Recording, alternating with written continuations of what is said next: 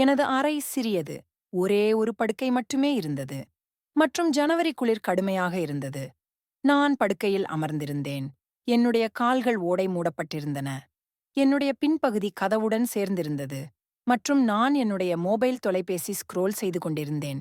ருபீனா அத்தை என்னுடைய பக்கத்தில் நின்றிருந்தார். சில சமயங்களில் நினைத்து கிடந்தார்.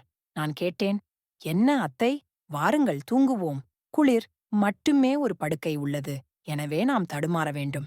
அவர் ஒரு சற்று தயங்கி பின்னர் கூறினார், இதுவே அல்ல. உண்மையில் நான் ஜீன்ஸில் தூங்க முடியாது. மேலும் நான் கூடுதல் உடைகளை எடுத்துக் கொண்டிருக்கவில்லை. நான் மிரண்டேன்.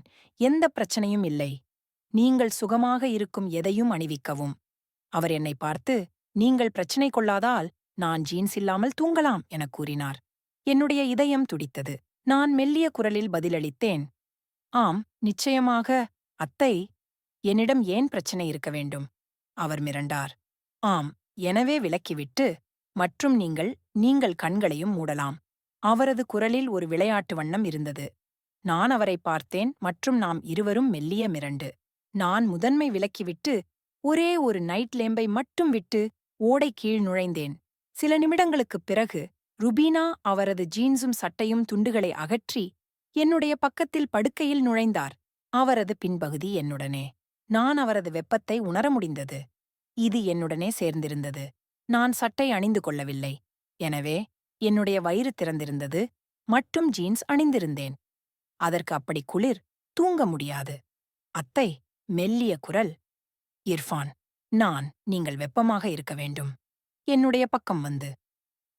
அவர் இதை கூறியபோது அவர் ஒரு சற்று பின்வாங்கி மற்றும் அவரது நிர்வாணமான தாடி என்னுடைய காலுடன் சேர்ந்தது. அந்த நேரத்தில் என்னுடைய முழு உடலில் ஒரு மின்சார சார்ஜ் போல உணரப்பட்டது.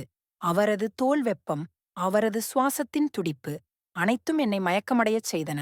அப்போது அவர் என்னுடைய கையைப் பிடித்தார் மற்றும் மெல்ல மெல்ல அதை அவரது வயிற்றில் வைத்தார்.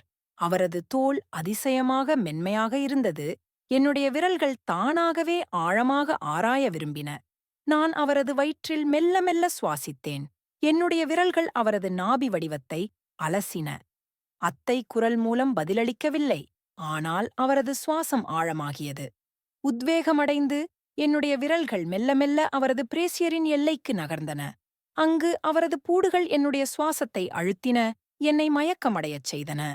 அடுத்த கதை ரொம்ப கவர்ச்சியா இருக்கும். அதை யூடியூப்ல அப்லோட் பண்ண முடியாது.